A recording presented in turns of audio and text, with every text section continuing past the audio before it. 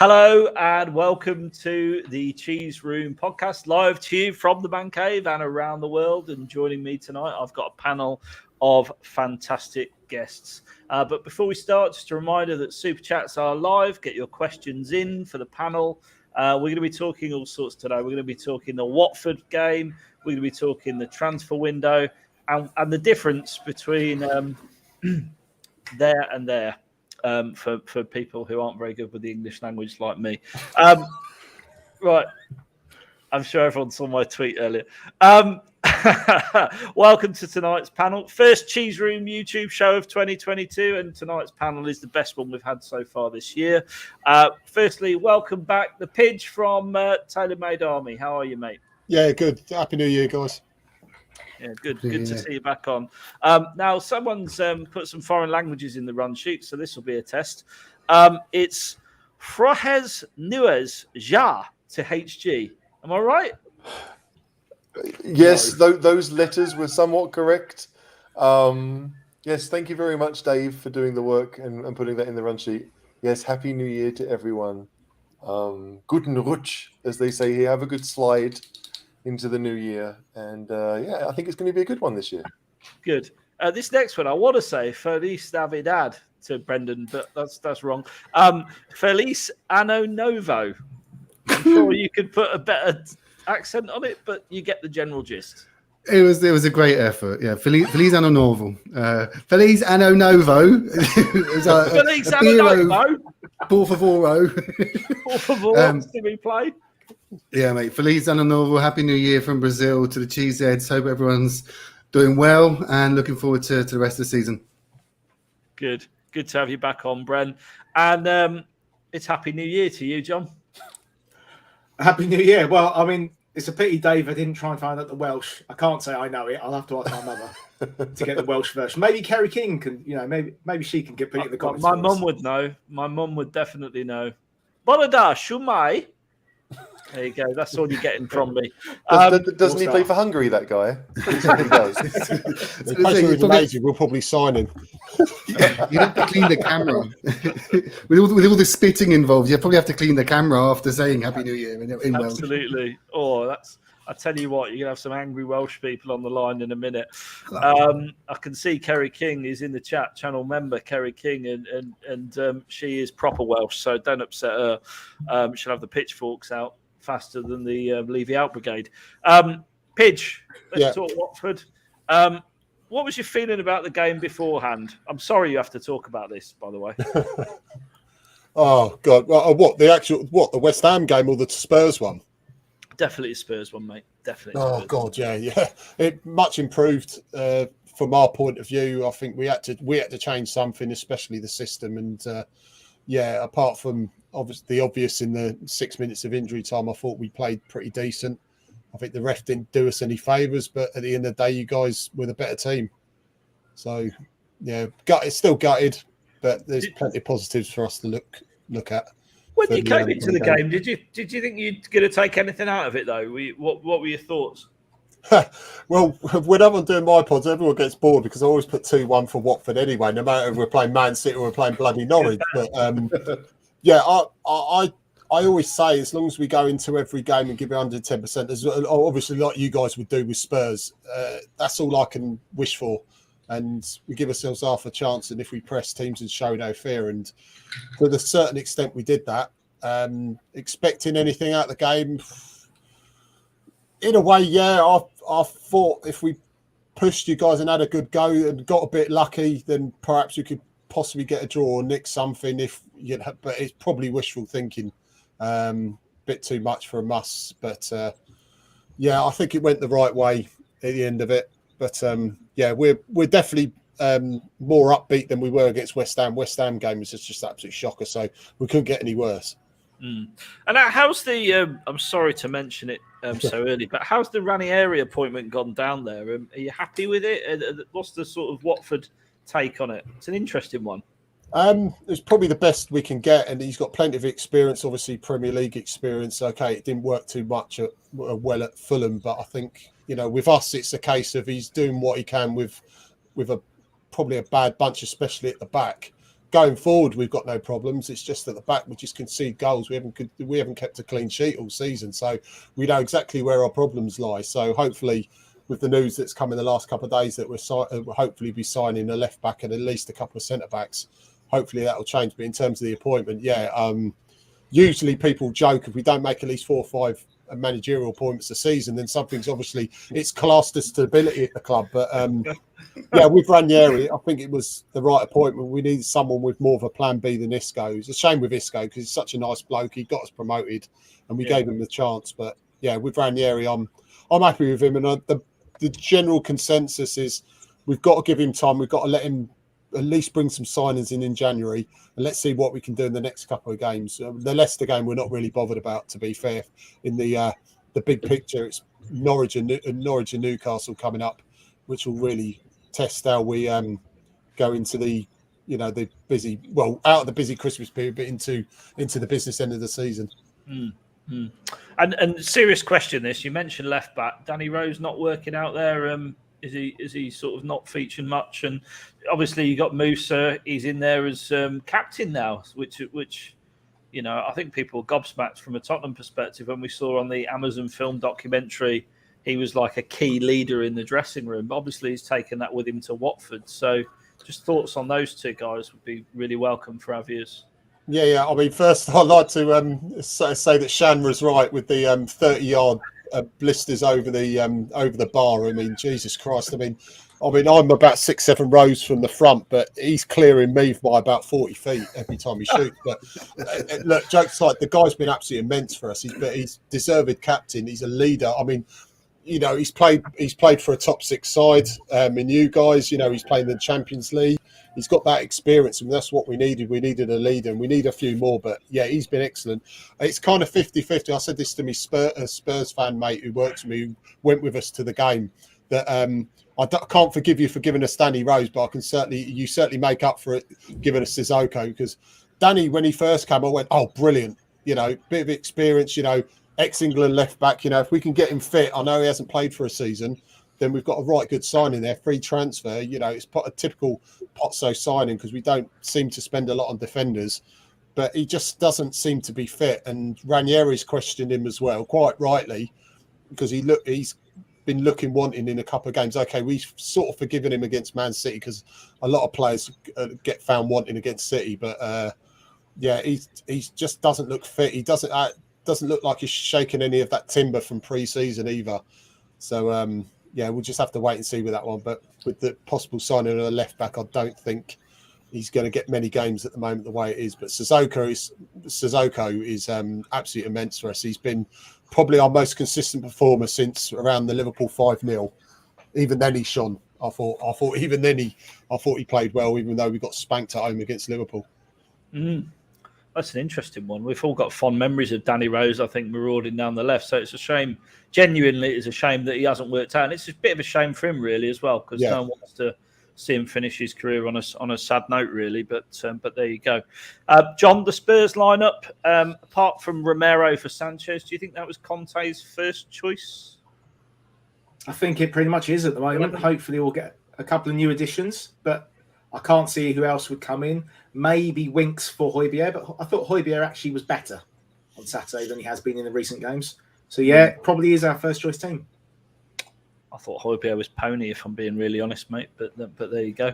HG, were you surprised on that note with Højbjerg keeping his place? Were you not surprised he didn't get a rest? I think that we seem to have 3 central midfielders that Conte seems to trust, and it might be any 2 from those 3. I think a lot of us thought Winks and Skip would play this one because Højbjerg has played a lot of football, not just for Spurs, but obviously over the summer with Denmark. Doesn't seem to get a rest. I think he's missed one league game since he joined.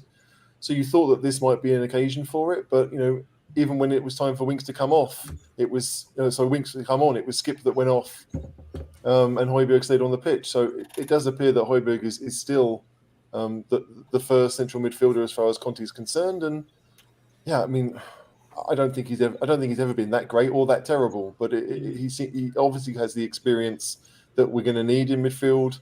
He does like to play with 2 rather defensive midfielders. He did that when he won the league at Chelsea.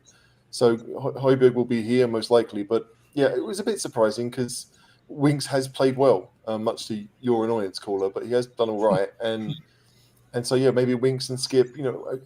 With a big cup game we've got midweek against Chelsea, and then obviously Morecambe, I think, in the FA Cup the game after. But you'd imagine that the three of them will play a handful of games each, and we'll just rotate between them. Maybe Winks and Skip will play against Morecambe, and Højbjerg will get the 2 Chelsea games. I don't know, but I wasn't too upset with the side. I don't think it's the best side that we can get out. I still believe that. I think we're better if we play in a different way. But that 11 has got us results. I mean, breaking news. So no, we haven't signed anyone yet, but Kerry has found out what the Welsh is for Happy New Year, and I'm going to have a go at it. So this is one for the archives. Blynwen New Dea. Almost perfect. Da. Sorry, that is Blywenden New Da. What's occurring? Yeah, Shumai. There you go. Thanks, Kerry, for throwing that up. I love a foreign language. Brendan, question for you: why has every Spurs manager since Pochettino, who signed him, fallen in love with Lucas Moura?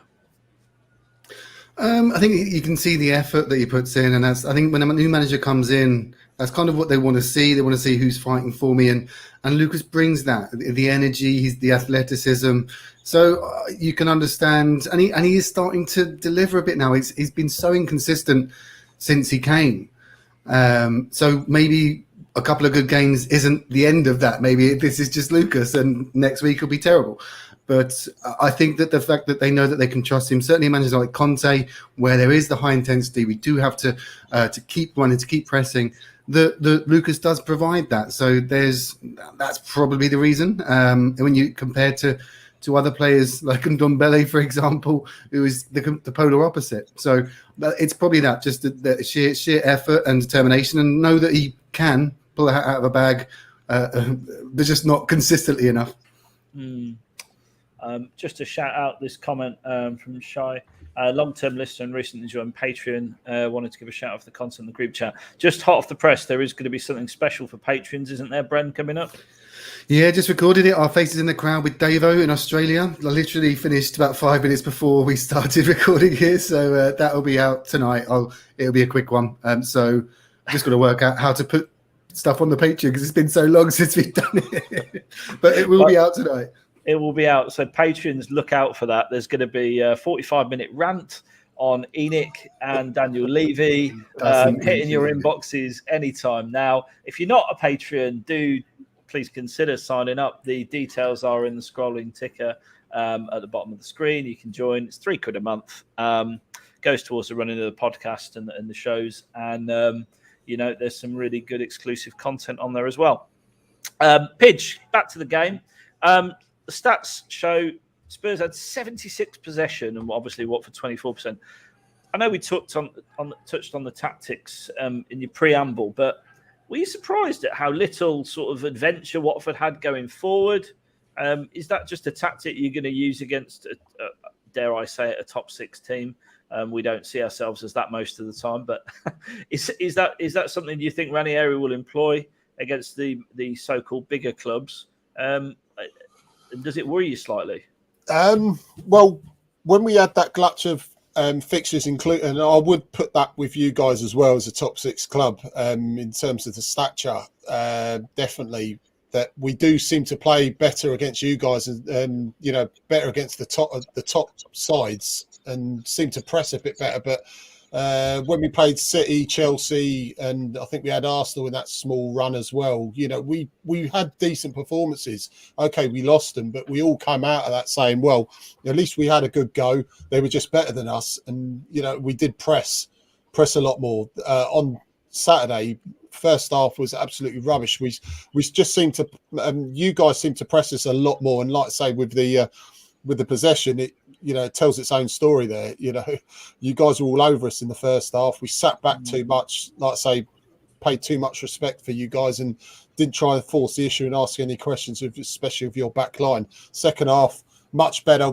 Second half was pretty much what Watford should be doing and what we're trying to build, where we're playing a bit more of a counter-attacking system, and we did try and have a few chances, notably, obviously, the penalty shout, and also the fact that the referee decided to blow up when Pedro was just about to shoot, which, like I said, the ref didn't lose us the game, but he didn't really help us attack, put that way. And I think all in all, our main worry is we seem to play better against top 6, top 7 sides, and then when we go against the likes of the Newcastles and teams like that, we seem to struggle. Brentford, Newcastle being the prime examples. Okay, we've done the job against Norwich away, but those are the teams that, where the position that we're in, and the likes of Burnley and Leeds, these are the teams we need to look at picking up maximum points against. Okay, it's easier said than done, but those are the sides we need to look at winning. So, to answer the question short, then, we do play better, seem to put in a better performance against teams like yourselves, Man City, Chelsea's, than the teams that we should be putting in at the bottom.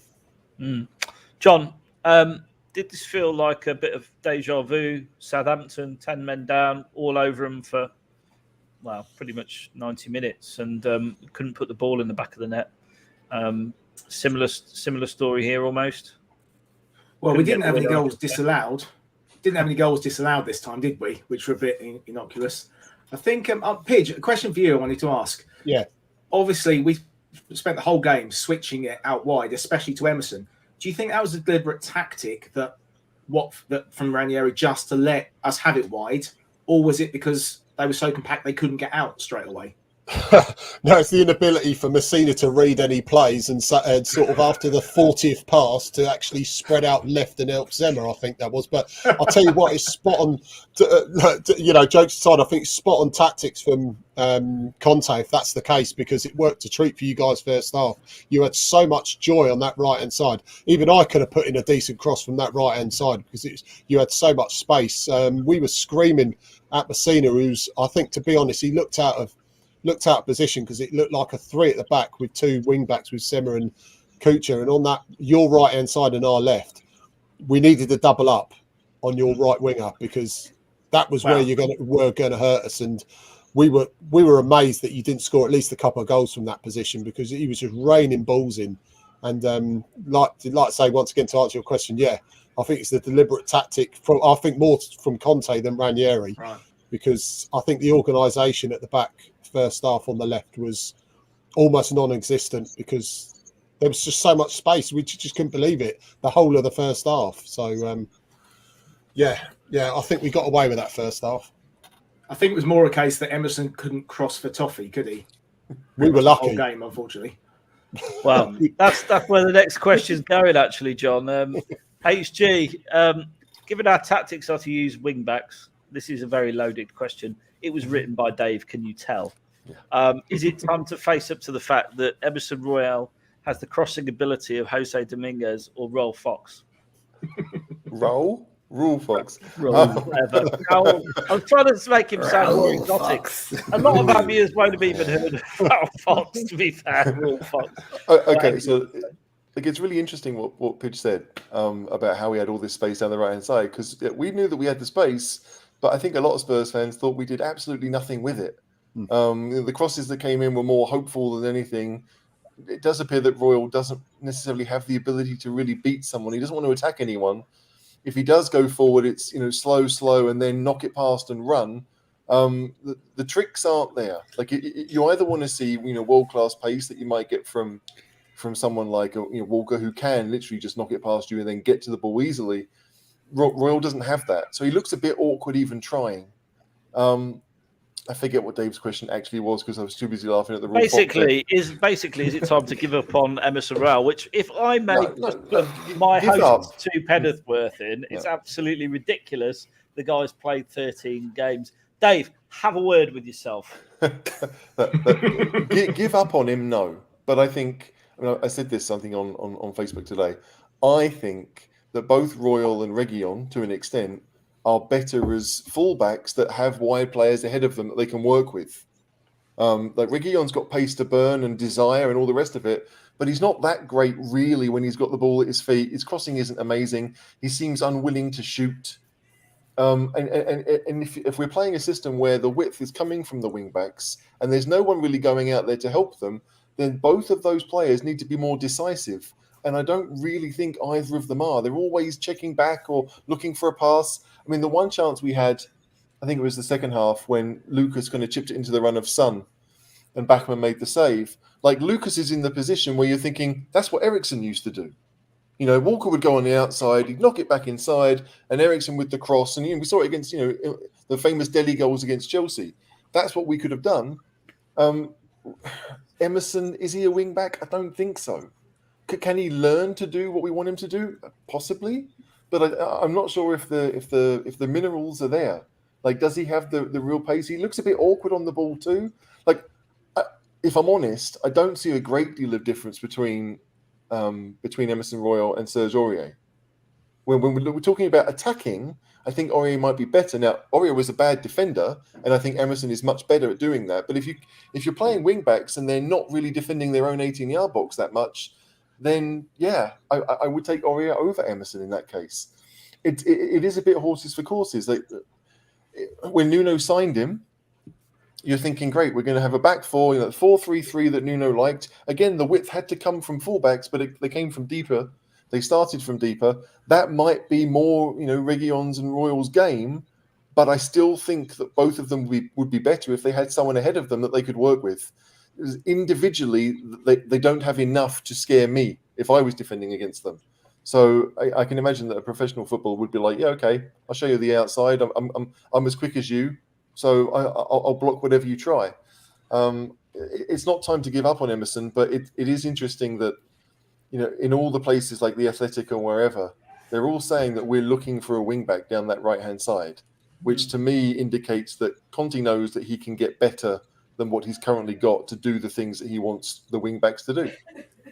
I mean, it's not like the written press to be wrong at any time, but if we fail to sign a right wing back, Brendan, is it likely that we'll try and convert Lucas Moura or Bergwijn? Certainly Bergwijn might be a better option into a right wing back, a la Victor Moses. Perhaps. I don't know how defensively sound Bergwijn is. Lucas, like I said earlier, he'll give you the running. But I'm not giving up on Emerson. He's literally just got here, and he's not played this position before. He was a fullback before, so I think he does need a bit of time. He's had COVID as well, so let's give him a couple of minutes just to settle in. And I agree, like it does. His final ball doesn't look great, and but I think that these are things that can be coached. He does look quite raw. But he did stick one on was it Kane's head or Lucas's head recently for a goal? Yeah. So he can do it. Yeah, he's standard. He's okay. He's not amazing, and I think with decent coaches, he can become that. But it's far too early to sort of know either way. And yeah, it is a position that we are looking at. I don't know who in that position we can feasibly get in January, but it's. I'm not overly worried thus far by Emerson's performances. He's similar to Lucas in that. There's the efforts there. He is, as HG said, more defensively sound than Serge Aurier. I'd agree Serge Aurier is probably a bit better going forward. Looks a bit more comfortable on the ball, perhaps. But I'm not overly worried by Emerson's performances recently. He's, like I said, he's standard. And until someone better comes along, let's keep working with him. He's not made too many errors. I mean, like, this is it. Like, this is not to say that Emerson is a bad player. I don't think anyone thinks he's a bad player. But whether he can do what Conte wants, that is questionable. And yeah, he's young and he could learn those things. Absolutely. We saw what Poch did with Walker and with Rose. We know that in the right system, people will thrive. When Conte talked about, he gave quotes yesterday. He talked about how when Spurs are in position, he wants the wing backs to act like wingers. Well, that's great. But if we don't have wing backs that are wingers, then maybe we can play a winger.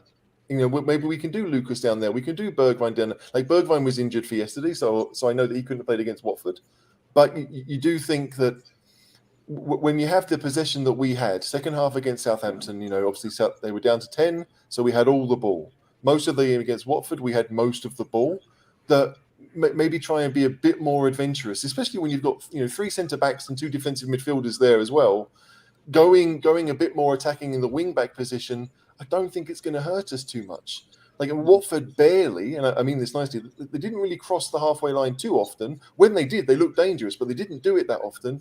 So why not be a bit more adventurous and say, right, if we don't have the passer in midfield that we all think that we need, let's take Lucas from that midfield position, stick him wide because he's got the pace to burn, and then have someone like a Dombele or a Lo Celso that will sit in the Lucas position. And then you've got that kind of the more creative player to create chances. Because I watched a 20-minute highlight package of the game, which I was amazed they found 20 minutes to make highlights of.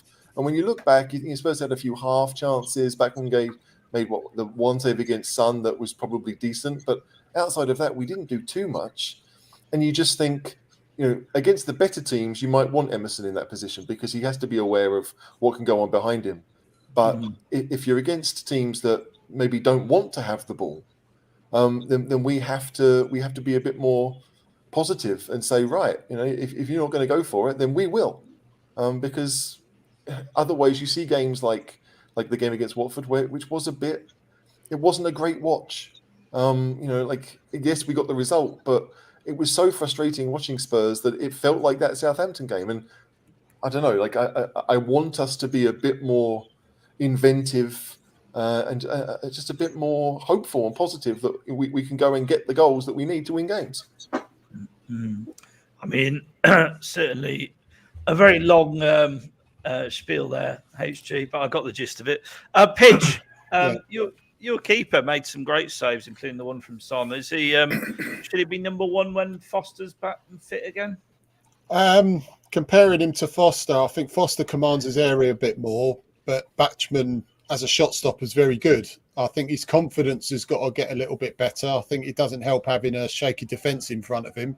But I said to a couple of my colleagues that it's a 50-50 thing. You need your defence to give confidence to the keeper, but the keeper's area is the 18-yard box, so he needs to command it a bit better. So I do think he, as long-term, if you look at only both of them, I think Batchman should be the more long-term than Foster. I think Foster's going to retire at the end of the season. So we've just signed a Nigerian keeper, Nigerian international. We've got Dolberg, who apparently Sweden are grooming to be the Swedish number 1 for many, many years, and he's doing good things at Doncaster. So I think end of the season, it'll really be the testing time. I think Batchman's not 100% happy at Watford. I think apparently all reports around December time. It may have changed, but I do think another possible mistake that maybe Foster will come back in. But yeah, Batchman as a goalkeeper, I think he's actually a good goalkeeper.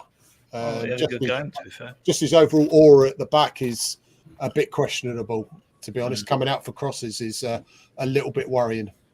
And just a follow-on question, talking about goalkeepers, do you think the ref made some bad decisions at crucial moments? So I'm talking specifically about Lloris taking out Pedro. Should that have been? I said this to you before we went live. I thought it was a cast iron penalty from where I was, standing. I'd say sitting, but from where I was standing, I was screaming blue murder as I would do anyway. But looking at the replay, you got a slight touch in it, but still, most of them were given. Most of them would be given, and then even if it was for you guys, and Batchman took one of your players out, I'll be like, oh God, we got away with that.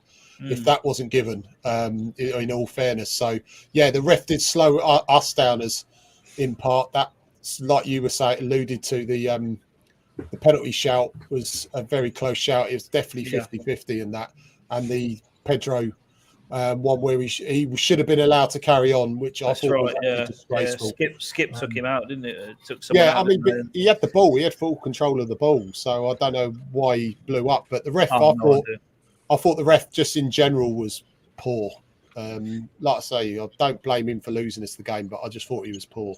It does seem to be a theme this season, if I'm being really honest. John, do you think the ref's decisions were payback for Southampton? No, I just don't. I think the refs are making big mistakes. and VAR is sort of backing the ref rather than going, I think you might be wrong, as much as they should be. I wasn't sure on the Hugo Lloris one. I have to say, interesting pitch saying he does think he did get a touch. But the Dyer one was bizarre. It was a rugby tackle. Why did VAR not look at that? I agree the referee may not have seen it because they can't see everything. But that's the point of VAR. The Kane one, he was manhandled, but he stayed on his feet. If Kane goes down, does he get booked? Does he get a pen? I don't know. That also, outside the box, it's probably a free kick. So generally the refs aren't very good at the moment, unfortunately. We're getting a lot of new refs coming up, aren't we, at the moment? Yeah. I mean, I know we've talked about VAR, but why are they not using retired refs and getting these guys to spend more time on the pitch? Why are they having to do VAR one weekend and 3 days later, the next day they're on a pitch somewhere? Surely they just need to focus on the pitch duties. It is bizarre. I mean, yeah, I've just seen Kerry King, Doherty's goal. It wasn't Doherty, but that goal should have stood. I mean, that was another crazy one.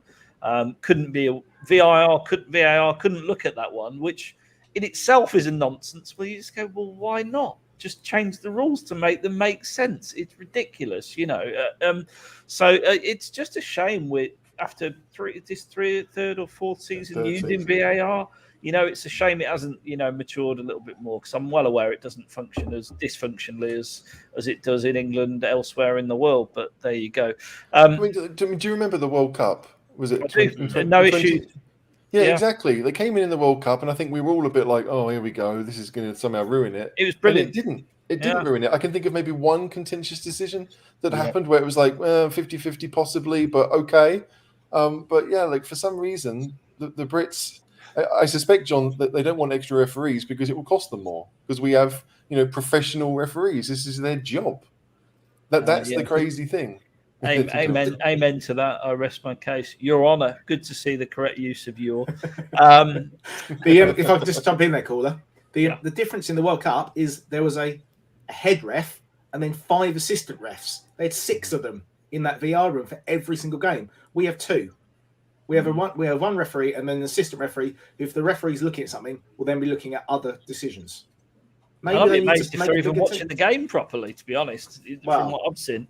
But I know they say that every decision gets looked at, but it does seem that a lot of these decisions don't just seem to get glossed over unless the players are in the ref's ear saying, what happened with that one? And then it gets looked at. It just doesn't seem right. There's something wrong, definitely. Okay.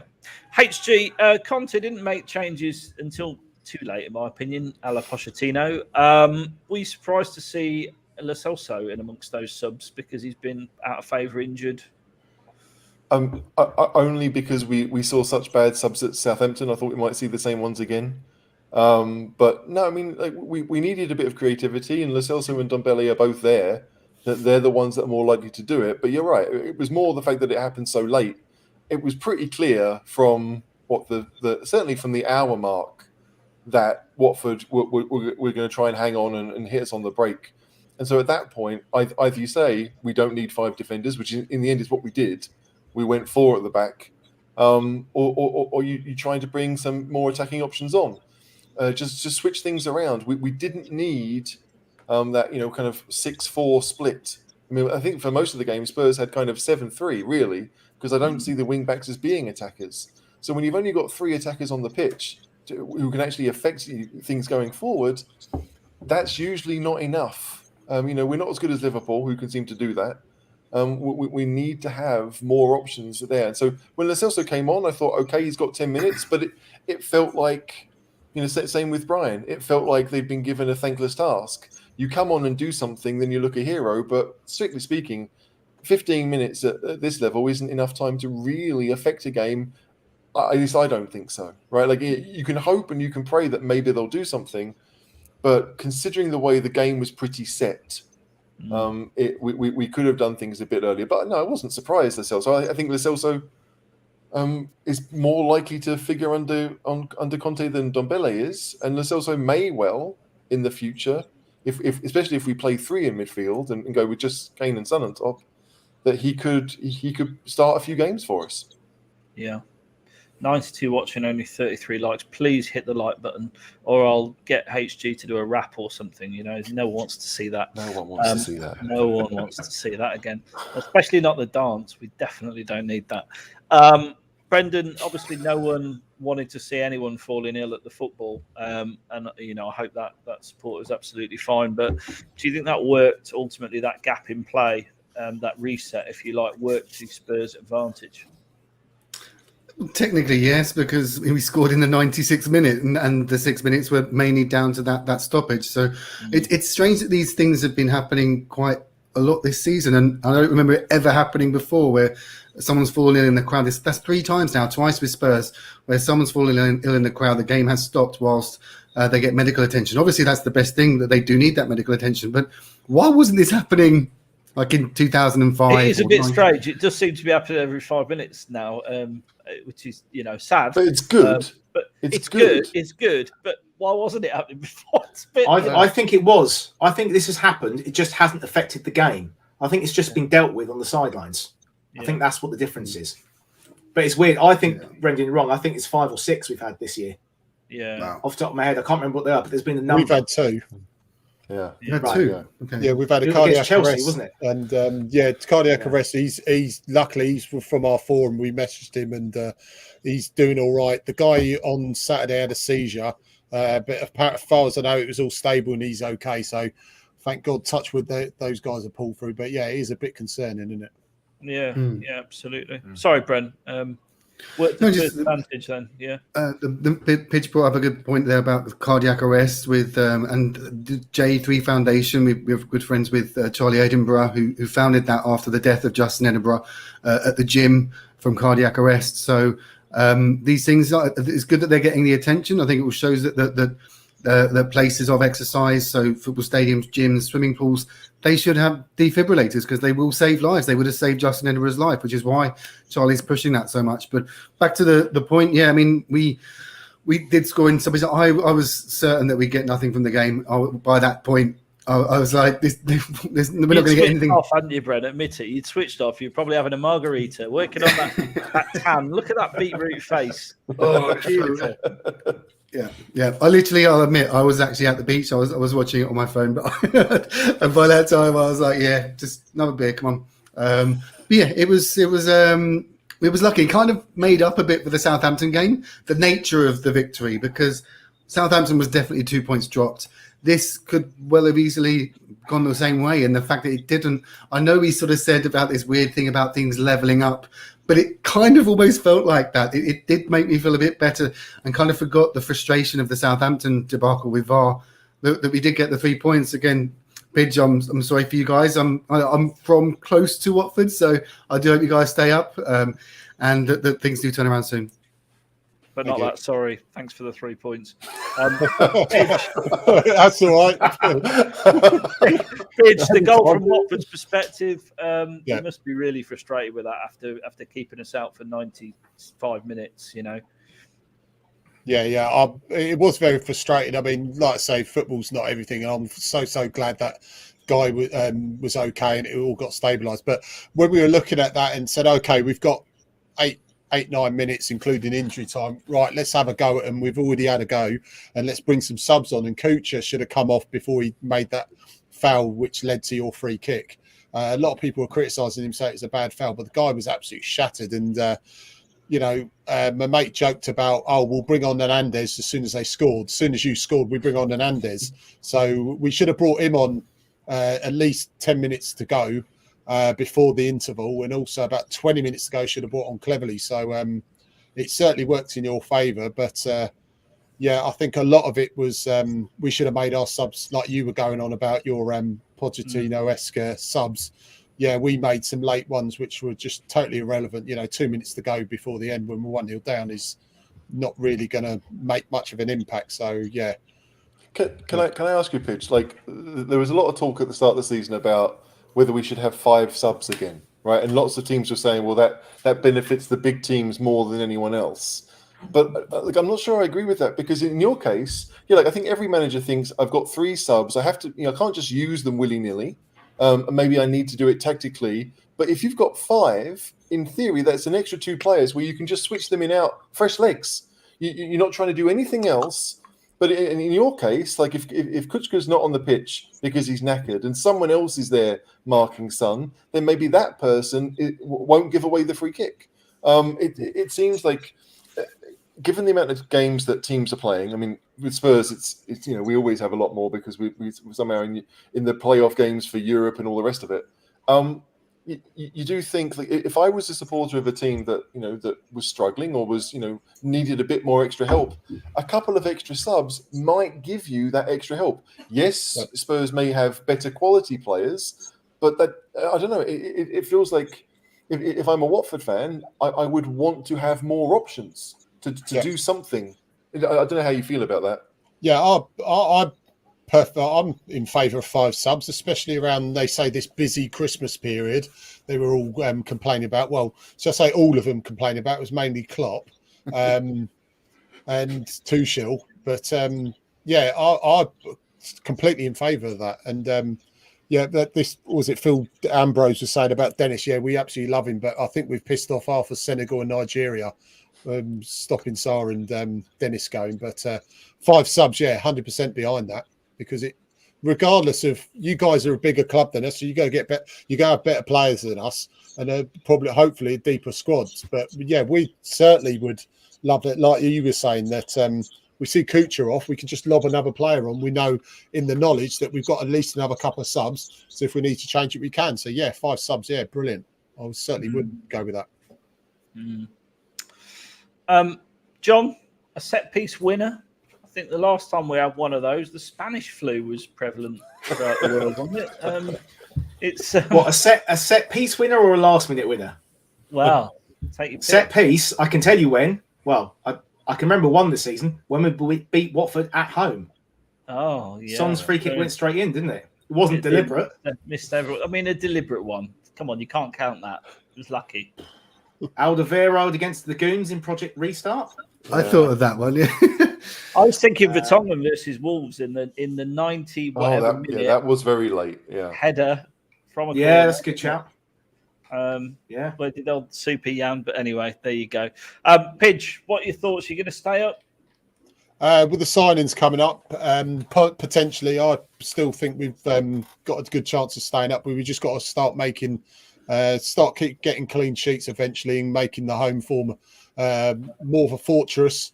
And then, I still think we can stay up, definitely. Can I just check on those signings? So it's Lo Celso, Ndombele and Doherty all going to Watford, yeah? Yeah, definitely, mate. Apparently Kane's coming out on loan for 6 months as well. Apparently, I've heard, so. Charlie Kane. Charlie, he's playing at left back, mate. Look, Pidge, thanks for joining us. Pleasure. See you again in 2 years, maybe. No, you're staying. No. Once we beat the scum again for two games, hopefully. Yeah, we'll see you back in 2 years. Thanks for coming on, mate. Really appreciate you being here. And do you want to talk about your channel quickly and direct people to it if they want to check it out? Yeah, yes, please. First of all, it's an honour and a privilege coming on here again, guys, and good luck for the rest of the season. Hopefully you do more damage to other teams, especially Liverpool, hopefully, because I hate them anyway, and Palace. If you've got guys and girls, if you can get over to TaylorMade Army Forum on Facebook and TaylorMade Army TV on YouTube, and just like, share, and subscribe. Show much love to us, guys, and obviously we're big supporters of all the other clubs and especially the Cheese Room podcast. Good friends here as well. So, thank you very much.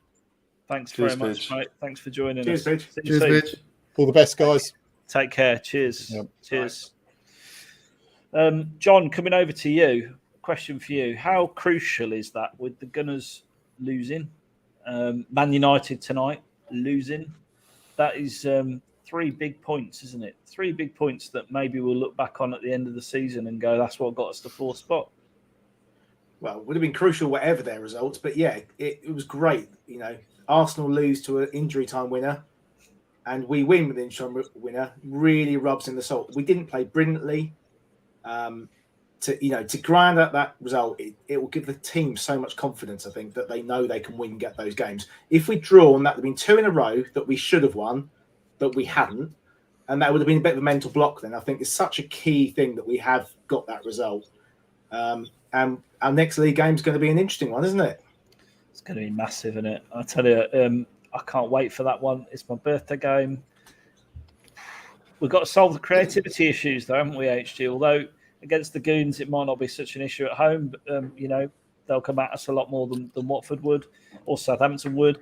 But, we've got to get to the bottom of how do we break these teams down? Because it was just poor, wasn't it? I know what you're going to say. You're going to say play the right people in the right positions, make the right subs at the right times, and it'll happen. But then there's no point playing all those defensive players. I get it. No, I mean, I think that when we played Liverpool, right, obviously we were COVID hit. So our midfield three was Winks, Dele and Ndombele. Right now, we're not going to see that. We're not going to see that three again in midfield. I really don't think that. All season long, we won't see those. Højbjerg will play, or Skip will play, or even Lo Celso is probably ahead of Dele and Ndombele now. If you take the sub appearance at the weekend, it's like getting that balance. The Liverpool Spurs game was like a basketball game, right? Both sides had lots of chances. Spurs could have scored 4 in the first half. Liverpool could have scored a couple more than they did. So. Yeah, like with the players we have, I do think there is a better mix available somewhere. If we get that creative player that Kerry's talking about, then whose position does he take? Does he play next to Højbjerg and Skip? Does he become one of those two? Does Skip become maybe Højbjerg's backup, which a lot of people thought was going to be the case at the start of the season? Does he take Lucas's spot? I think the question is, like, whoever we get, they have to give us something different.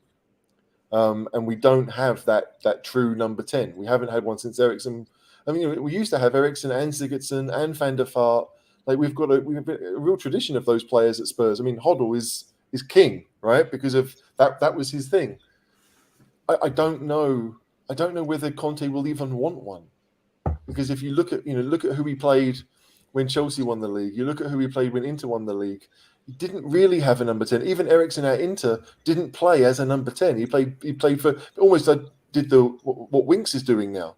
Played much deeper just to pass the ball around and get things moving from deep. So yeah, like we need more creativity. Whether that comes from players we've already got, moving them around the pitch, or just doing something different. I think we need to do it. But yeah, against Arsenal, I mean, like I thought Arsenal played better than Man City. And Arsenal imploded, and if they hadn't have imploded, they'd have won.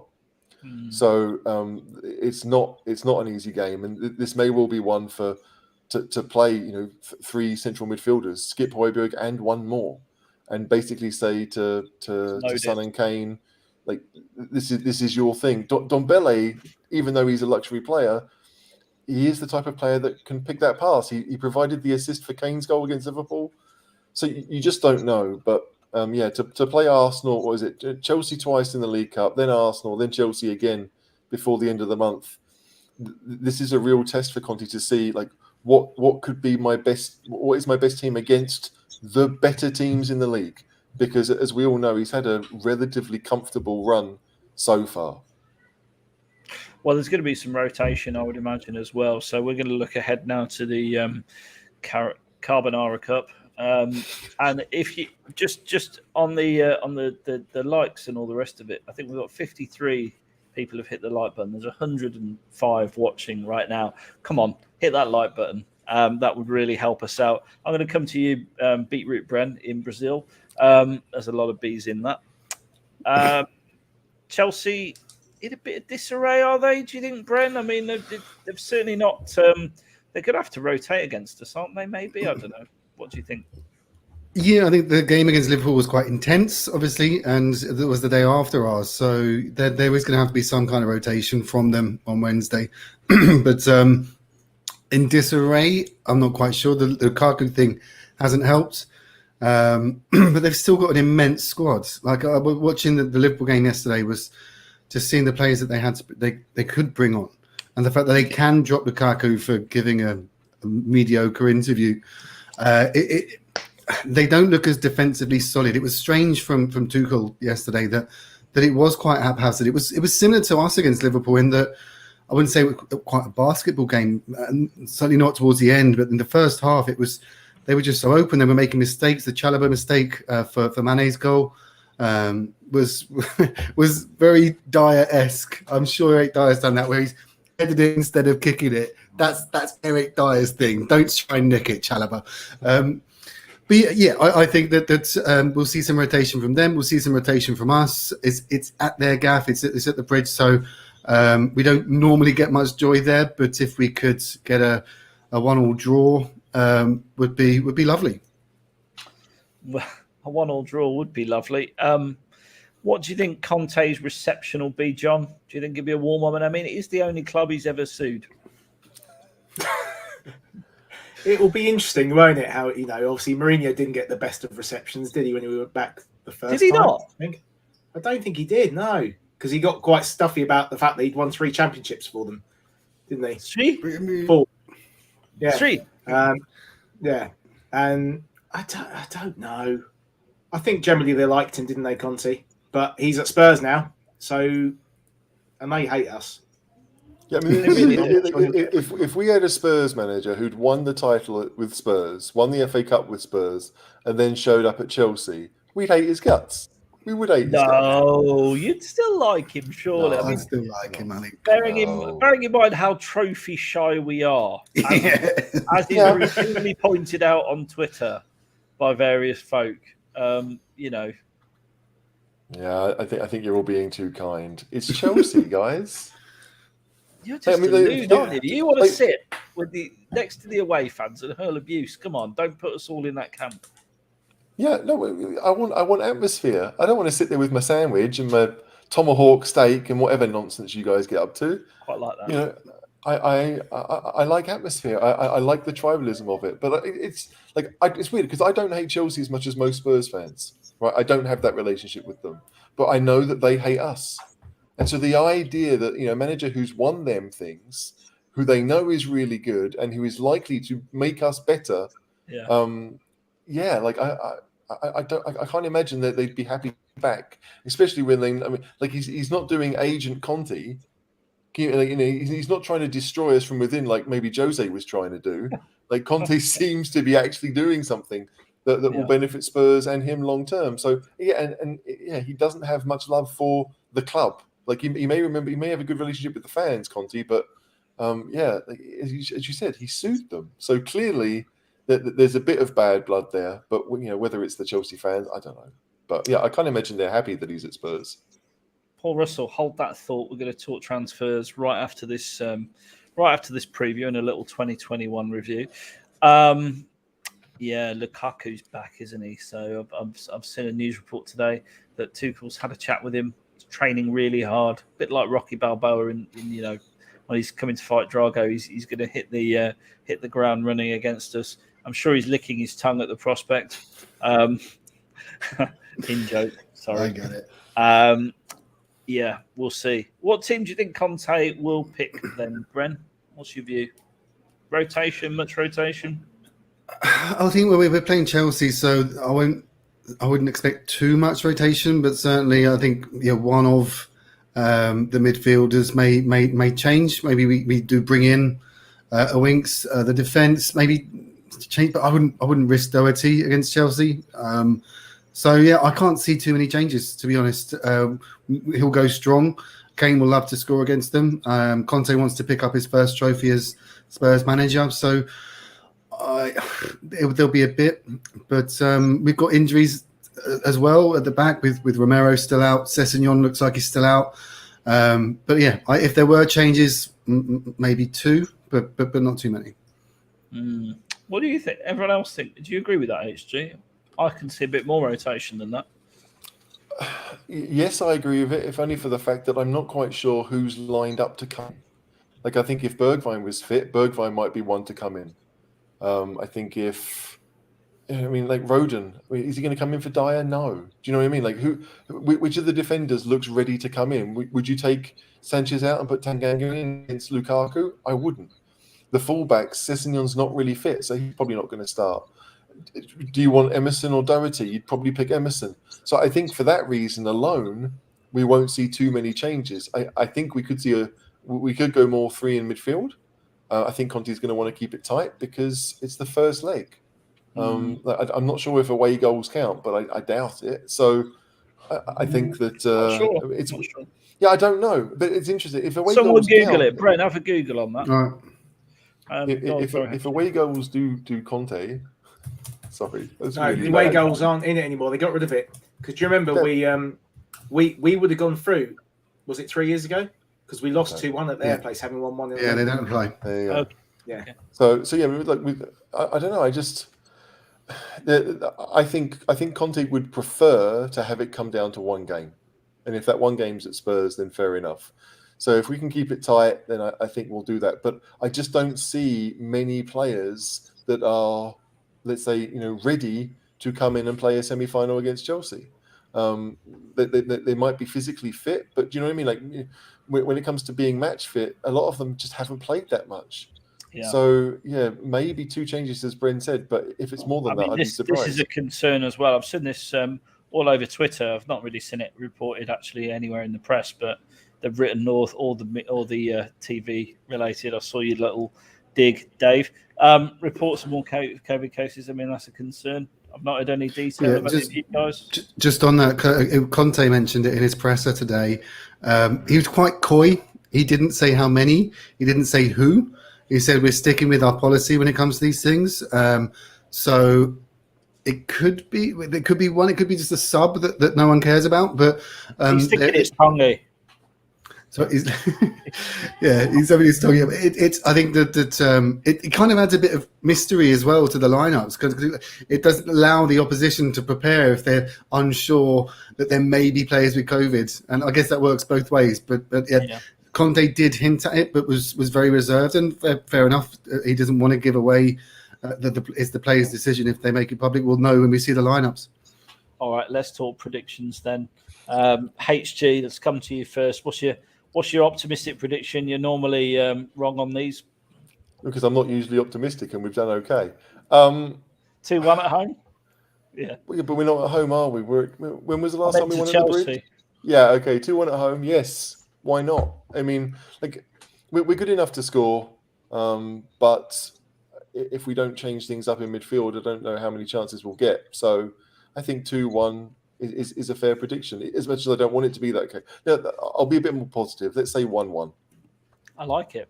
Bren, you bursting with positivity as well as radiation? I was going to go 1-1 as well. Actually, I think it's a decent result. Makes it all to play for back at the lane. Bring it on, 1-1. John, you can't say. Don't say 1-1. Yeah, don't. So I'm going to say 2-2. Uno. 2-2. And I'm going to say I'm going to pop it out there. I'm going to say we're going to spring a surprise 2-1 Spurs. Come on, you Spurs! Someone's got to be stupidly optimistic with absolutely no reason as to why. Right, let's move on to the 2021 review. What a massive year it was for Spurs. A very strange one. So this is a little look back down memory lane, and then we're going to go and talk about transfers. So best Spurs moment from each of you while I just pop and get a drink. Signing Conte. Yeah. Job done. Yeah, we've all answered that. Thanks, John. Caller, come back. Shall I do it? Oh, there he is. God, yeah. I mean, can you? All right. Here's the rule. You can't all have the same one. There you go. Brett. Oh, I've nicked that one then. Yeah, John's had signing Conte. Yeah. All right. For me, I mean, it's a personal one. It was the 1-0 win over City in the first game of the season. It was great. I watched it with Rachel from the Supporters Trust, and the atmosphere was just exactly what I was hoping it would be. And it was in the midst of the Harry Kane to City saga, and having the whole stadium sing, well, apart from the City fans, "Are you watching Harry Kane?" was amazing. And then Tanganga coming off to a huge reception and him getting he's one of our own. It was amazing. So, yeah, for me, the 1-0 win over City, I know it's slim pickings talking about one individual game, but those memories will live on. Loved it. Yeah, I mean, if John has taken signing Conte as being the best thing of the year, which it has been, let's face it, sacking Nuno. Sacking Jose. The thing that led to signing Conte, losing 3-0 to Man United and winning the Conte derby. It's weird because Spurs this year, when it comes to football results, it's not been that horrific. We won a fair few games under Mason when he took over.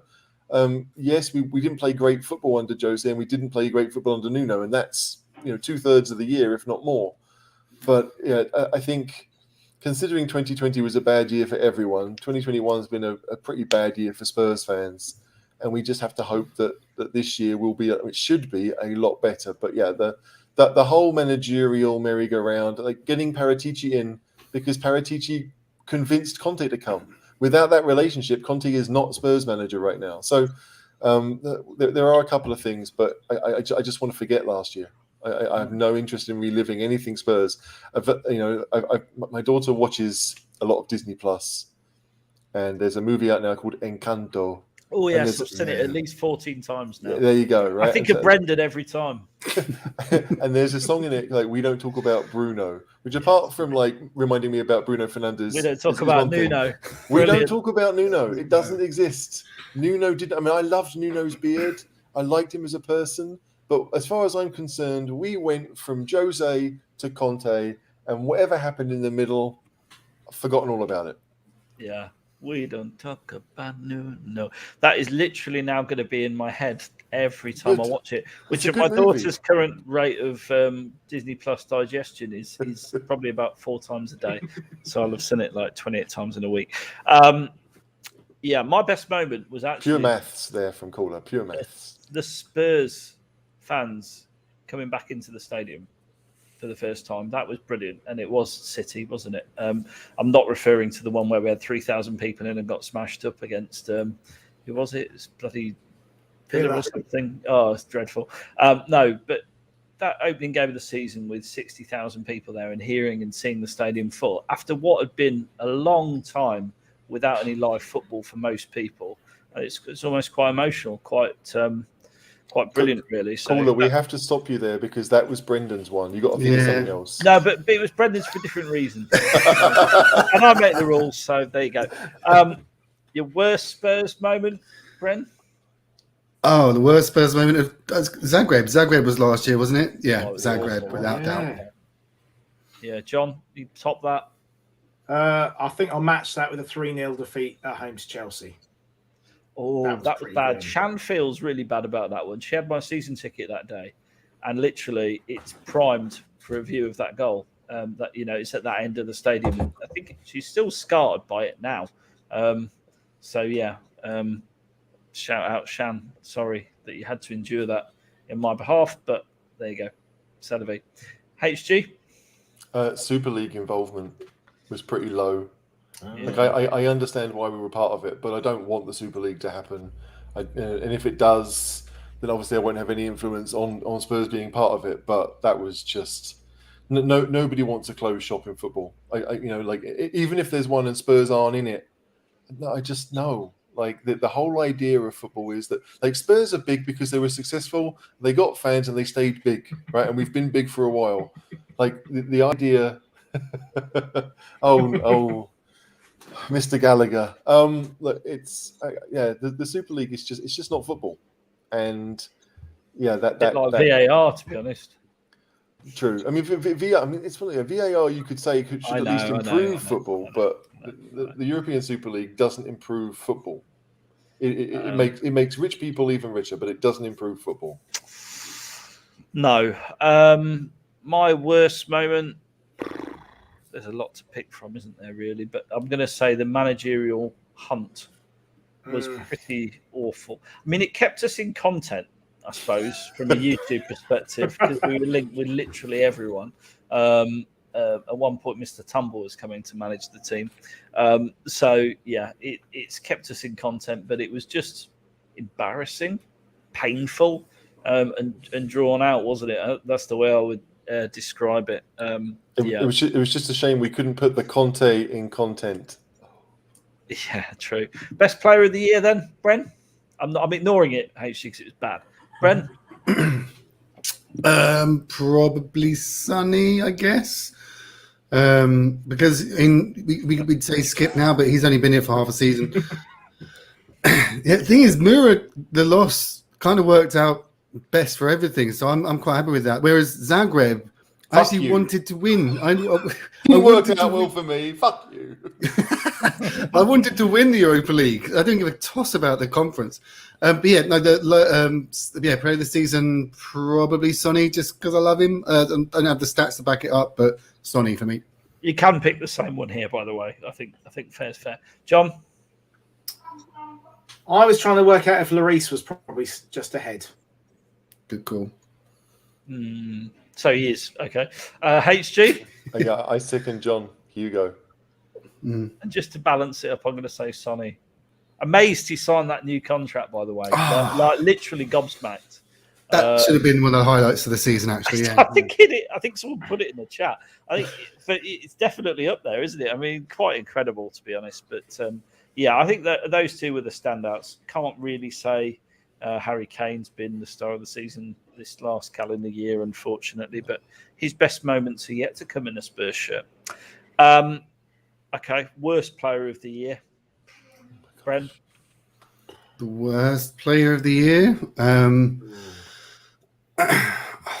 As in, like, the player that's annoyed us the most, or the player? Your nomination for the worst player could be for any reason. Just can we justify it. Can I give it to Harry for that stupid golf interview with Ginev? Can I do that? I'm still waiting on Lukaku's to come out, actually, but yes, you can. I don't know. Yeah, I guess. I think we can't say Harry, but because he's probably scored more goals than Sonny in the calendar year, so it just doesn't make any sense. But what he did with Ginev was unforgivable. So no, I won't go with that. I'll go with Doherty, just because he's shit. It's a good shout. It's a very good shout. Let's mix it up. HG next. Well, I was going to say Doherty, and then he added it in right at the end. You can have the same one. It's fine. No, I mean, I don't feel like anyone's been amazing. I mean, Hugo is the only one that, to me, has been amazing for the whole calendar year. Everyone's had moments of greatness. Everyone's had moments of terribleness. Lo Celso's been injured most of the year, so you could go with Lo Celso. But considering that. Yeah, no, I will. I'll stick with Gio, and I love Gio as a player, but this year he's just not been available, and you need that. You have to be available if to play regularly for Spurs if you want to have a good year, and he hasn't had one. I'll tell you what I'd throw in the mix for best player. Actually, Oliver Skip. But for the year, he was at Norwich. Had a whole year, Norwich, 6 months. Come back at the end of the season, Skippy. We'll talk then. John, worst player. I'm going to throw in a bit more of an underachieving player in Delhi. He's had one good game all year against Liverpool. Yeah, Barnabas agrees with you. It's funny. Like I was trying to list all the Spurs players in my head, and Delhi didn't come into my mind at all, which probably tells you that he's been that bad. I'm not even thinking about him. Tongi, Doherty, and GLC. Yeah, you can take. I'll say Tongi because no one else has, but he's been. I want to give Tongi a little bit of credit here, right? Because everyone says that all these managers have had Tongi for ages, and none of them have played him. That's not strictly true. No. It's not. No one's played Lo Celso, I would say. I think if Lo Celso had been fit, he'd have played more, right? Yeah. I do think that. But Dombele, started 28 league games last season. He didn't play under Mason, as we all know, in the Carling Cup final, whatever it's called. But I think it's a bit harsh to say that Mourinho didn't like him because he played him most of last year. Yes, he's been underwhelming. Yes, he needs the team built around him. Yes, he doesn't really suit whatever formation we're trying to do. But underwhelming I'd give. But worst, no, I don't know about that. All right, this is a personal one for you all. So. Lastly, and then we're going to move on to transfers. So thanks for being patient with us and letting us indulge in this slightly. 123 of you watching. Make sure you all hit the like button, please, or I'll send HG round. And he is a mean machine, I tell you. Your best cheese room moment of the year, Brendan. Bloody hell. See, this is where I'm doing the pod with Sandro and meeting Sandro. There it is. There it is. Ding, ding, ding, ding, ding. If I was looking for one thing that would have made this all worthwhile, it was meeting Sandro. So, and I wouldn't have met Sandro if it weren't for the cheese room. So, meeting Sandro. There you go, John.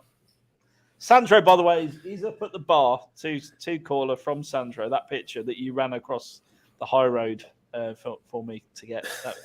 It's still there, Brent. John. I'm just going to give a personal one. Then I'm going to give you a couple of the ones from our Patreon group because I did I asked some questions.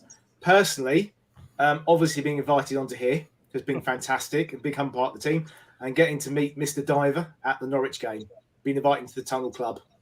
Happy days. And who did on the you Patreon spread COVID to? Say again? Who did you spread your COVID to that day? Mr. Larice. Not saying that you were the cause of the club outbreak. Our captain, Hugo, and our legendary captain, Gary Mabbott, I got to meet. There you go. And on the Patreon, there was two particular ones that came up multiple times. One was Paul Mia reading out a poem, which Franco absolutely destroyed. It turns out it was like a 12-year-old kid that had written it. And the other one was Drunk Brendan. That is a particular favourite of mine. That he managed to repeat on our last show as well. Yeah, I was pretty drunk that time as well. I didn't fall over, but I was pretty drunk. Yeah. There's a theme. You gave it away with the Icardi comment. Yeah, Icardi. Okay, HG, yours? Favourite moment of the year? There's been so many, caller. Starting up the YouTube channel surely has to be up there for us.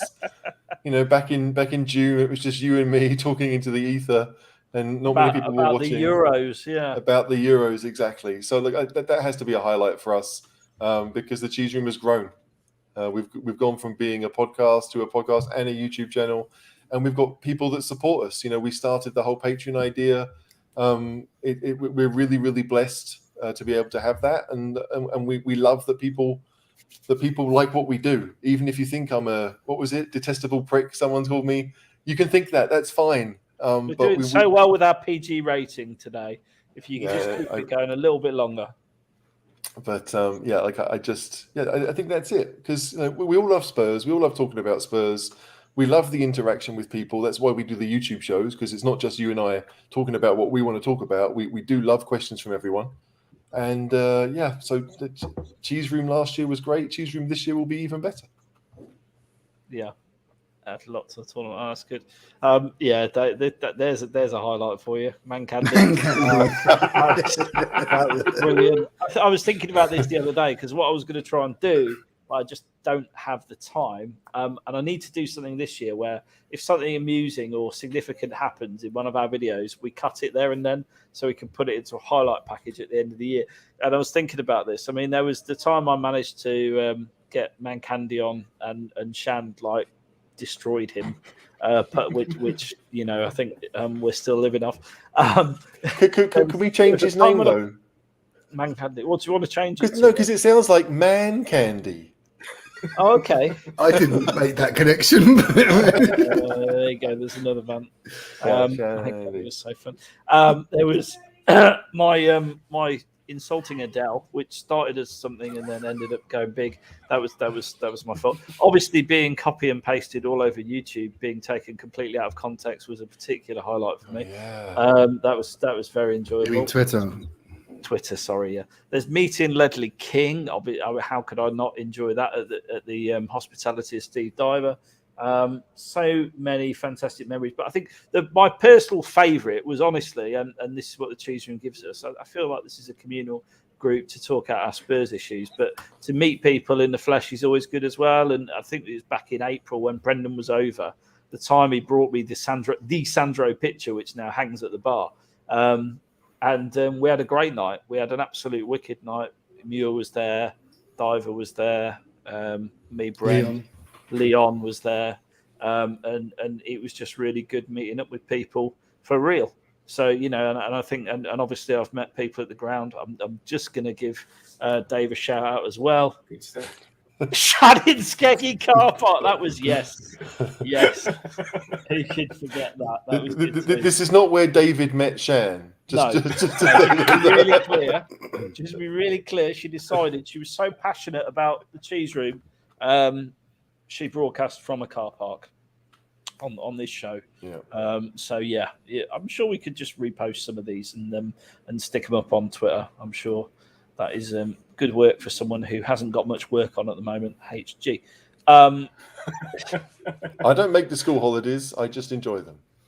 Right, let's talk transfers. Oh yeah, who can forget this? The Melamind. That was good. I didn't. Yeah, that was very good. I was crying about that at the time. And Tim Vickery, obviously, Tim coming on, showing his time. And Majestic on. Gaza, that was really good as well.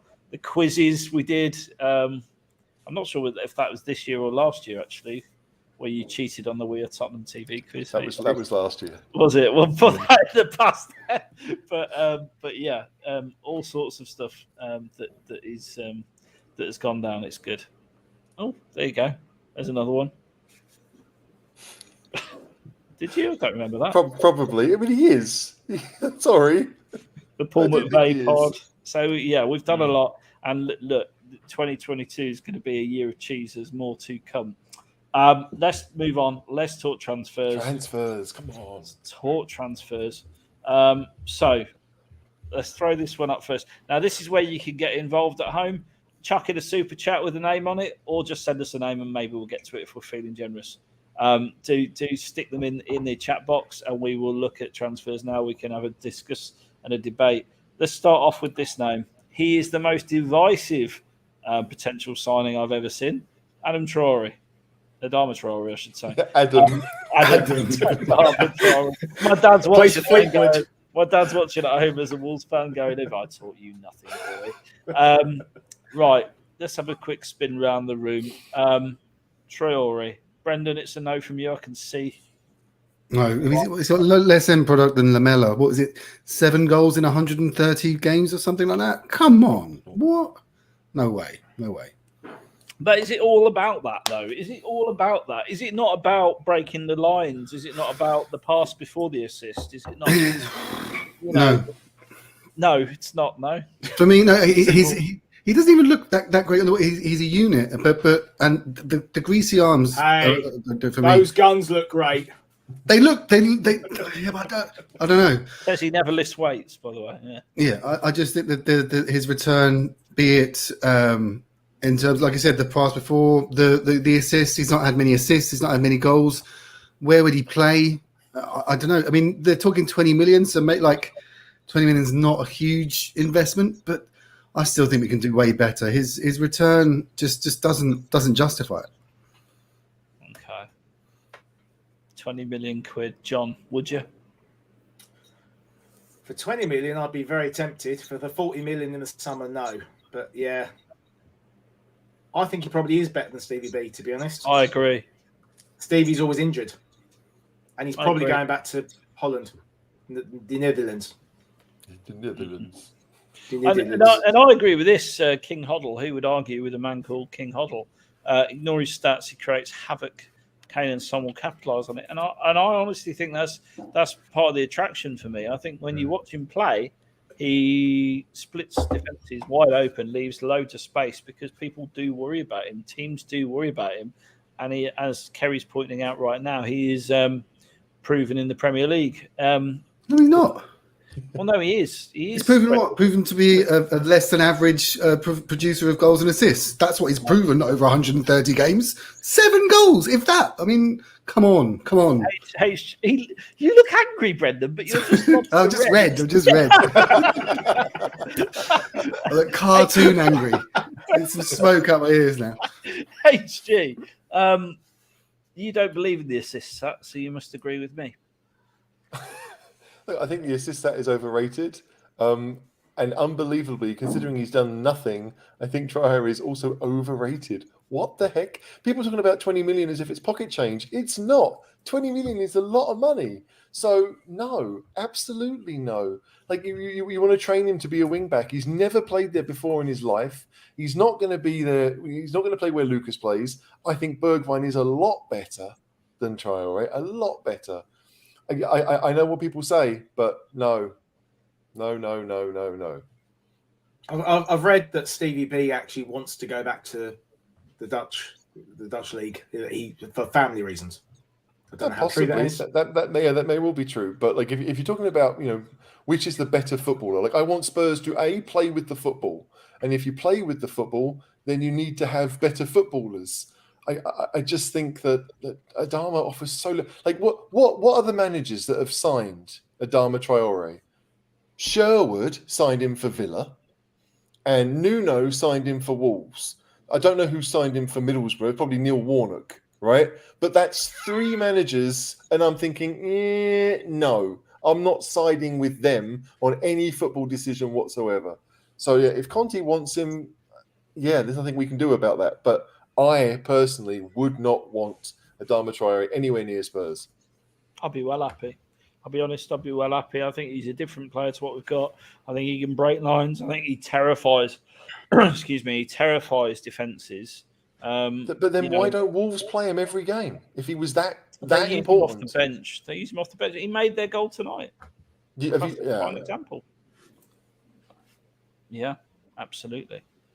Whoever just threw that up. He's 25. If he's 20 million, I'd say yes, he's absolutely worth 20 million. If he's worth 40 million, no, he's not worth 40 million. Is he a punt? No, I don't think so. I think he gives you a different option. And even if you only used him on the bench, he would have far more impact on games than bringing Stevie Bergwijn off the bench. That's the thing. For me, he has more. He can have more impact off the bench than any player currently at the club. And I think he could play from the start and have an impact as well. But I just think in terms of switching it up and having something different, a different option, I think he would have much more impact than anyone we've got. Who are you bringing on to change games right now? Hill? Instead of having Bergwijn come off the bench and do nothing, we can have a Spaniard come off the bench and do nothing. But you see, there is no difference. No, I think he doesn't do like. No, he doesn't do anything. Like to say he set up Wolves' goal tonight is slightly over the top. Frankly, He didn't set up Wolves' goal tonight. He crossed the ball got headed out, and then he got volleyed in. Very little to do with Adama there, as far as I'm concerned. Well, look, I take my dad's word. He thinks he'd be a good signing for us. I'm sure he would. Did he think Doherty would be a good signing for us as well? Did you think Nuno would be a good manager? He didn't think he'd be a very good signing at right, but no. He didn't. We don't seem to do well with recruiting for my dad's words with Doherty were, he can't defend, but if you put him in the final third, he's really good. And we never put him in the final third. So, it's true, isn't it? Of all the players, Wolves are a decent side right now. I mean, they beat United tonight, and deservedly so. But if you looked at that Wolves team, there's a number of players in that team that I would pick ahead of Traore if I was going to raid Wolves. You'd want Neves, you'd want maybe Podence, you'd want Kilman. It's a bit about who's available as well, though, H2. Well, Podence hasn't played for a year. You can't be serious. Okay. You wouldn't want to buy him right now, would you? You want to make sure he's still the same player who's had a really serious knee injury. No, I think you're talking about Pedro Neto. I mean Daniel Podence. Yeah. But anyway. Sorry. Yeah. It's just like that Wolves team right now is a decent side. It's got a solid midfield. Like Neves is good, Moutinho is good, Dendoncker. They've got good players in that team. But I just don't think Adama. There's a reason he doesn't start for them, and he doesn't really do much off the bench for them because Brendan read his stats. I don't understand. No, he read his goals and assist stats. Yeah, but they're stats. I mean, what you don't like the assist stat? No, I don't. I don't like the assist stat. What are you talking about then? Well, I'm saying that the stats that people use to say he's bad are ones I don't like. But the stats that he uses, like what can he do? He can beat a man and then fall over. I'm sorry.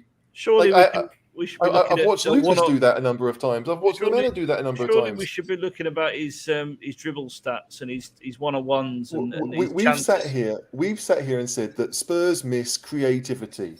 That is not Adama. That is not Adama. If you want someone who's fast, who can maybe annoy defenders for 10 minutes a game, fine. But we don't have 20 million to waste. Whatever money we do have needs to be spent on players that will help the first 11, not just off the bench because the first 11 are bad. Let's change the first 11. Okay.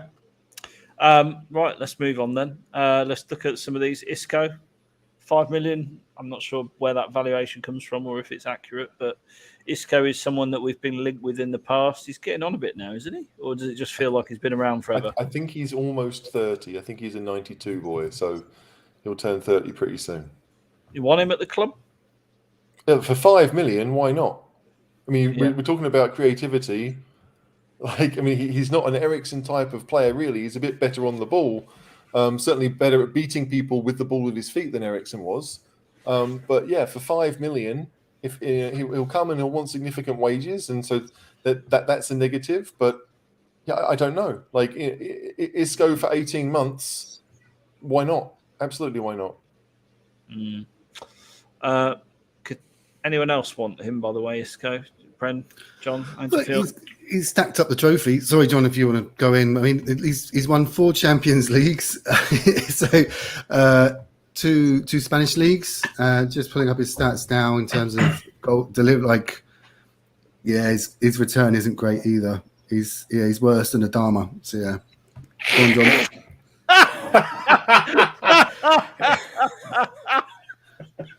So rewind. Isco's stats are worse than Adama's last couple of years. Yeah, I love this. I love this podcast. John. Yeah, he's a good player. Would he suit the Premier League? I don't know. Would he suit our style of play? But he'd certainly give us a bit more creativity, which we're lacking at the moment. Well, I've signed him on Football Manager, so I think he's worth a punt. But he was good for me. His stats are terrible. Like in last season, 2021 season, he played 25 games in La Liga, no goals, 2 assists. This season, he's played 8 games. Season before that, so 19-20 season, we'll go back to 23 games, 1 goal, 2 assists. Again, I'm using stats here as a barometer. I've not seen too much of Real Madrid play. Well, you're being consistent. I like it. But yeah, we should be aiming higher. Hey, look, I think if we're going to take a punt, I'd rather spend 5 million on a punt than 20 million. Well, just a text off a friend of mine saying, "Did Brendan fall asleep on a sunbed?" No, he lives in Brazil. Hello, Rodney. He lives in Brazil. It's hot there. But did you fall asleep on the beach? No, I got sunburnt a lot the last few days, and it's the lighting. The lighting's not great here. Got a fluorescent bulb in, have you, or something? I'll turn off I'll turn this off and see if it makes any better. Brendan, honestly, it's fine. I'm just kidding. Oh, that's worse. Yeah, big improvement. Yeah. Someone clip this. This is going in 2022's clip of the year. I want to see Spurs sign Ward-Prowse. I've seen a couple of people saying sign Ward-Prowse. I don't think anyone here would be disappointed with that, but it's just not going to happen, is it, HG? I don't think so. I don't think Southampton would take whatever money we offered. Weirdly, I really don't. He's their captain. He's their leader. He is Southampton. You take him out of Southampton, they are relegation candidates. So as much as he's a good player, there's no doubt that he's a good player. But for the money that Southampton would want, no, not. What do you think? What kind of money do you think they command for a player like that, John? Didn't he? Oh, sorry, go on, John. Probably about Southampton. We saw with Van Dijk, they don't don't bend over easily, do they? They will take the money. They will not. They will stick to their price. So I think they want 50, and I wouldn't pay that much for him. Yeah, I wouldn't, not for 50. Like, the set pieces are incredible. You can say he's got the technique, he's got everything. He does work hard in there, and it's kind of their like HC said, he's their talisman. Wasn't he at Palace before he went to Southampton? So I don't think he's like a fully. I might be thinking of someone completely different there. But no, he is their talisman. He came through the system. He did come to this system. I'm thinking of someone else. There's a double-barreled name from Palace, Southampton, that I'm thinking of. But yeah, I'd for the money that they'd want, I think we can go to the continent. Paratici can get out his Rolodex of contacts, and we can get better players for better value out of Italy. Yeah. Well, sorry.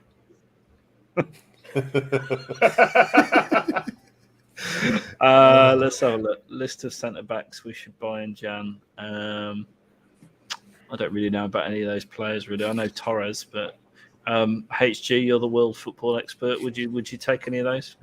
Look, I think Romagnoli and Zagadou are both out of contract in the summer, so that there's a reason why you might want that. Zagadou's played for Dortmund. He's not played for them that much, but he played for them when they played us in the Champions League. He's still quite young. So that's possible. Romagnoli, I think, is 25, 26. but similar deal, like 6 months left. Conte would obviously know him a lot better, so I could see that one possibly. Pau Torres is, 23 maybe, but he's Spain's left-sided Up and coming. centre-back. He's the one that would cost more, much more. And I think Pau Torres was kind of like Koundé in the summer. Like, if I'm going to leave, I want to sign for a Champions League club. So we were linked with him. We were linked with him. And I could see us wanting him. I really could, but I don't think even now that he would want us. So, if we qualify for the Champions League and he's available in the summer, and then it could happen. But in January, the other two are much more likely, I would say.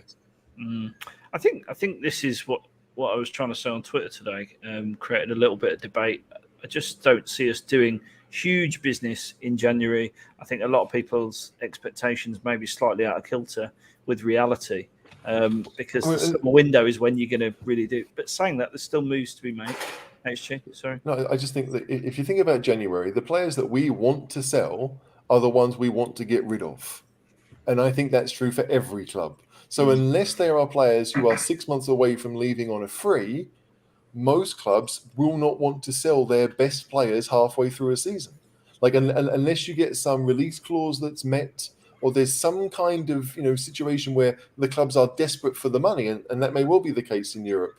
But I agree with you, Caller. Like, to go out and spend 30, 40, 50 million on one player, I can't see it. It's going to be convincing clubs that, hey, you won't get a better offer than the one we're giving you now, and 6 months from now you'll get nothing, or maybe in the case of Vlahovic, 6 months from now we think you'll get less than what we're offering you. But even that I don't think is true. So, like, there are players out there that will help Spurs. I know that to be true. I really believe it. But there's no incentive for any club right now, apart from financial, to sell their better players. I mean, if you go back a few years and when Lewandowski was at Dortmund, like, he basically told them he wasn't going to sign a new deal. Everyone knew that he was going to go to Bayern, and Dortmund still kept him until he left on a free because he was that important to them. I think a lot of clubs may well think like that. I do. Can I just what? Oh, go on. I was just going to bring this up. I've just been scrolling on the old Twitter. Obviously, everything on Twitter is true, but there's a lot of noise that Mr. Doherty might be returning to his previous club. I believe that could happen because they loved him at Wolves. He scored lots of goals at Wolves. He was the second most productive right back or right wing back in the Premier League the season before we signed him. Which was why I think we were all quite happy. Hindsight's a wonderful thing. Everyone was very happy when we signed Doherty because we thought, Christ, we've actually solved the problem at right back potentially. We've got someone who can create, who can score. But unfortunately, it hasn't worked out. I wouldn't be surprised to see him back at Wolves at all. Eddie Ryan says, do we need a centre-back more than we need a creative midfielder or another centre-forward? And I think this is the other thing. There's a little bit of a dilemma around, isn't there? Like, where do we put our firepower in the transfer market? John, what's your view? What's more important, centre-back, creative midfield, or another centre-forward? Interesting, no one's talking about full-backs, but part of that. I think we're going to sign the right back, aren't we? I think that's been talked about for a little while. I think given the renaissance of Ben Davies, as long as he can stay fit, and the fact Romero's coming back, maybe we don't need a centre-back. We can survive till the summer. And also our new ball-playing centre-back, Davison Sanchez. Wow. I mean, and goal-scoring centre-back. Yeah. I think, we desperately need a creative midfielder, and we know we need a striker. That's two things we definitely need, and we probably need a right-back who can cross the ball. HG, your view? Out of those three, striker. Yeah. Because you could hope... In order of priority, striker and then... In order of priority, I would probably go striker, right back, and I actually think a proper defensive midfielder, if I'm honest. Like, I don't think we have a true number 6. I think Skip can be a 6 and an 8. I think Højbjerg can do that, but I don't think we have someone that just sits and is comfortable just sitting. A Fabinho, for example, who does that for Liverpool. I think Spurs are missing that. Like, you look at creativity, We don't have players that can really do that, but Lo Celso could, Bergwijn could, Ndombele could, Dele could. Like, they're all possibles, but we don't have anyone in that squad that just sits in midfield. Because I do think Skip and Højbjerg are probably better as box-to-boxers. So it's, I don't know. But yeah, look, striker is first and foremost, because if, like, weirdly enough, if Kane gets injured, I don't want to do 3 months with Son being basically our only striker. I don't want that. So striker to me is the most, pretty obviously the biggest need. That's pretty much what we've said already around the January window. Bren, your order of priority for players? Yeah, I kind of agree with John that if Davies does stay fit and stay informed, that we can perhaps leave centre back for now. Right wing back we talked about, but Emerson could still do a job. I'm surprised with HG's one. I thought that with Winks with Skip and Højbjerg that we were okay defensively midfield. So that was an interesting one. But yeah, striker. But then who's going to come? Who can we get in January if we put the money up front for Vlahovic? Just say they want 80 million, stick that on the table. But will we do that? And so who else is there? Aubameyang? Oh, could you imagine? So it's a weird one. Like I agree, striker. Like it's Groundhog Day with Spurs. Kane gets injured. Son's the only one up front. We're so short up there. So I don't. Sorry, but I think January is meant for loans, right? There are players that we aren't playing that we're probably not going to get a permanent move because they haven't played in a while. So they'll go out on loan, whether it's Ndombele or Rodon or whoever. And I suspect that Spurs may want to do the same. The kind of try before you buy method. So like January, you can do things. But for us to go out and spend 30, 40 million on players like Arsenal did in the summer, it's not going to happen. We should do it in the summer, not in the January. You get terrible value for money, generally speaking. Yeah. And I know that doesn't mean a lot to some people, but that just means we get less to spend in the summer if that's the case. So there is logic to it, and football clubs are businesses at the end of the day. And apparently, we still owe 100 and something million on the players that we've already signed. That's right. Yeah, we do. So it's like I don't know. Like I think that we've got players that are worth like tradable pieces. Let's say, So I saw rumors today that Ndombele might be wanted by Jose at Roma. Maybe something can happen there, or Juventus have been. They've talked about Lo Celso going there, and maybe we could do a swap of some kind. But but those deals don't often happen, and if they do, there'll be loan swaps. I don't think that Spurs will say, well, we value at Ndombele at 30 million. Will you give us someone that you value at 30 million? It's not that easy. I wish it was, but on HG's point as well about the players whose contracts are expiring in the summer. We've touched on this before, but like there's some big players out there, big names. Yeah. Axel Witsel at Dortmund, his contract's up. We talked about Kessié. We talked about Dybala, Brozovic. There's some really, really good players. Juan Cuadrado, who is at Juventus, Mkhitaryan, Perisic. There's so many really good players out there. A lot of them in Italy. I don't know if that influenced Levy's decision to get Paratici in, looking ahead to this summer, and the fact that we can pick up cheap guys. He never looks that far ahead, surely, Brent. You can't give Levy credit. I'm not giving him credit. But you know what I mean? Like this is it's bizarre. There are so many players whose contracts are that we could pick up for 10, 15, 20 now, get them in, bed them in, and go for the top four and get a cup. It'll be a very interesting summer, I think. Very interesting to see what happens between now and the summer. Now you can do that. And, of course, Lloris is in that bucket of people as well, when you think about it. A name that has come up a lot, Brendan, is sticking with you, is Coutinho. The Brazilian connection is strong. Is he the player he was, or is he a very overpaid average player? He's not been starting for Brazil recently, so that would suggest that he's not up to it. I'm not sure of his injury record since he went to Barca, but like there's signings of Dembele and Coutinho for what was it, 130 and 120. That's just insane.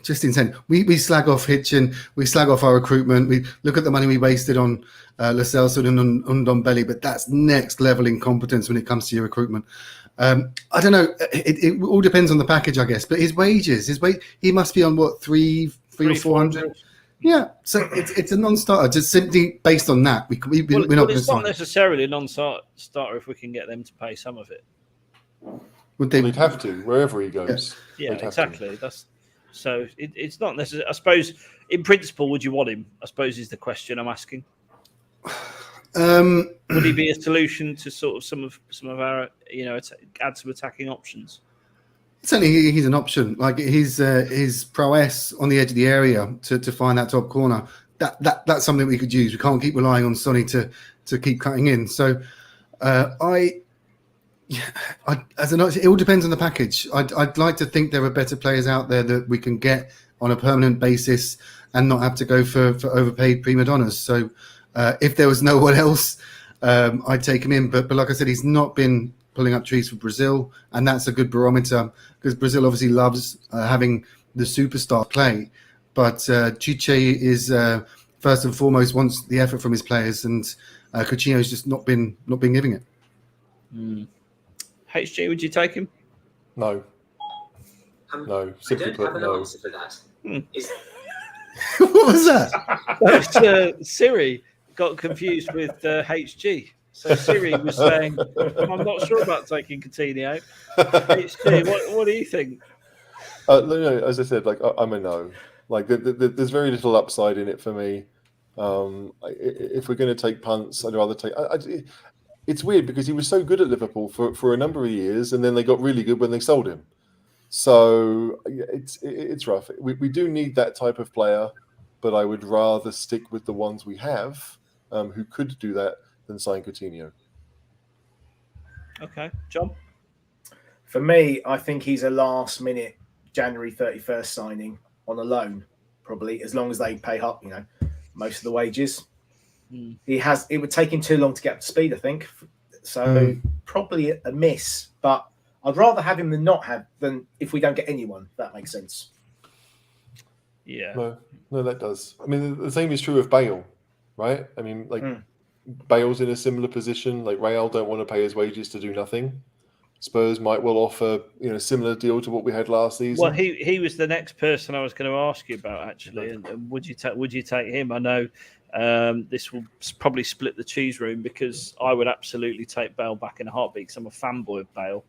Probably because I'm a bit emotionally, tied to all these previous exploits. But he did score 16 goals last season. So, surely he could do a job for us for 6 months while we look for a long-term one. I mean, if Labitt signs in January, I would not only be amazed, I would be flabbergasted.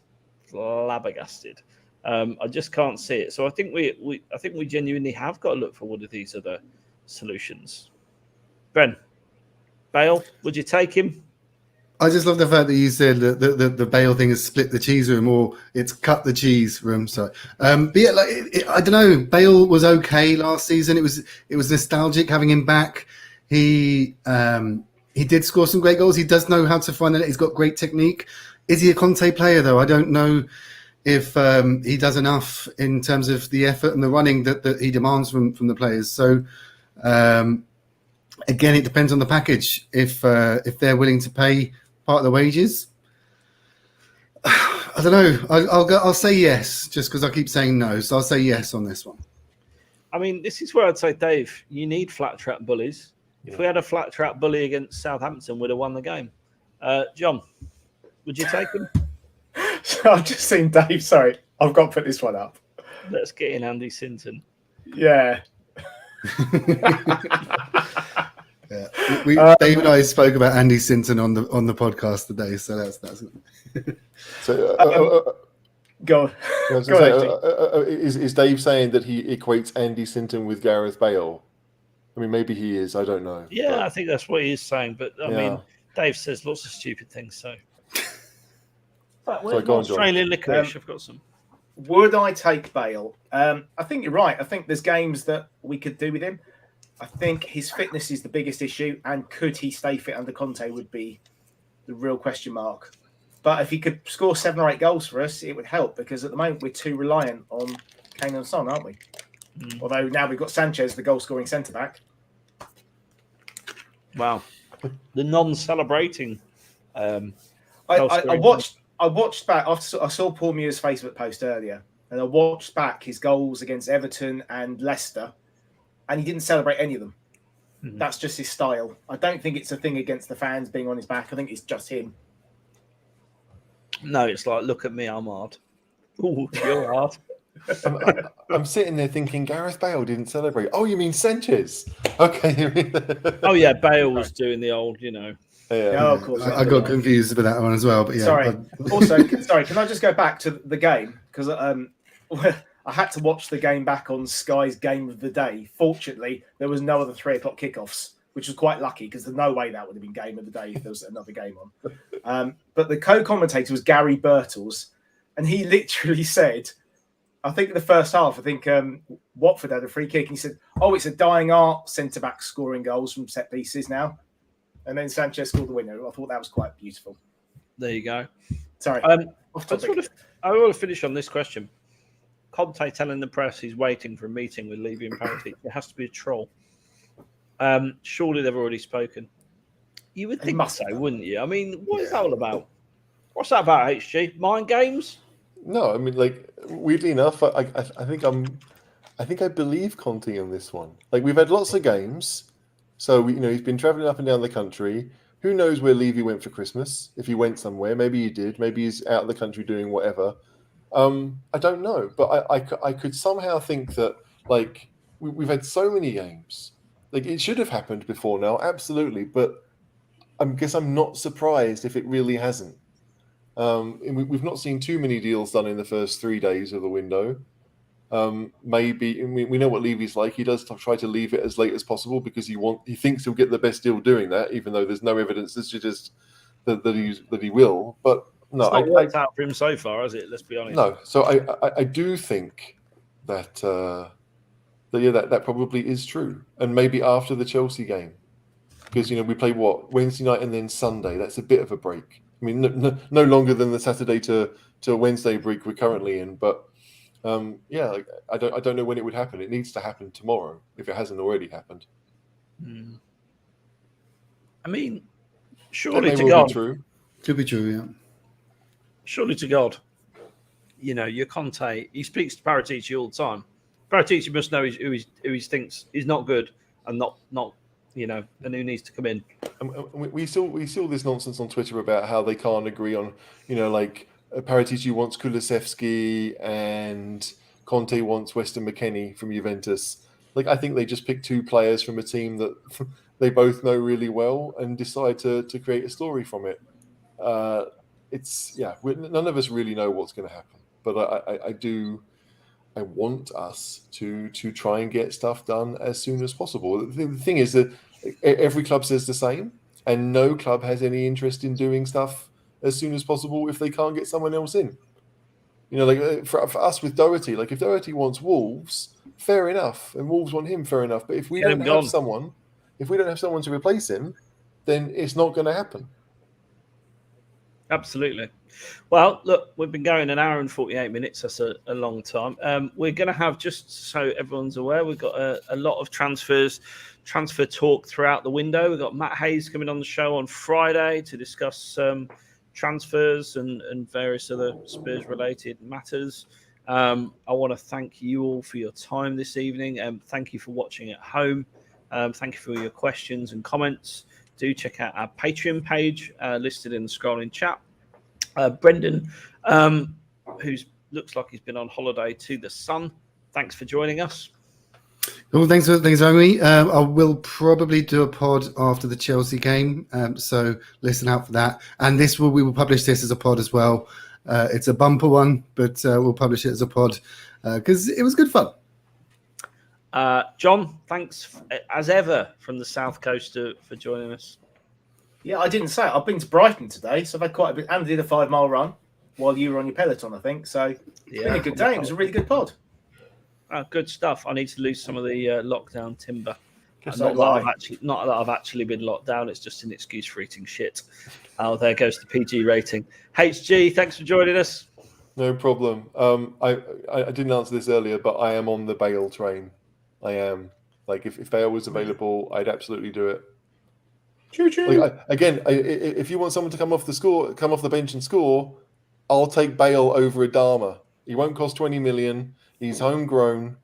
There are just no. But Bale is not anyone's first choice. But yeah, like as John said, those players that are available at the end of the window, if you need someone, yeah, Bale would be it.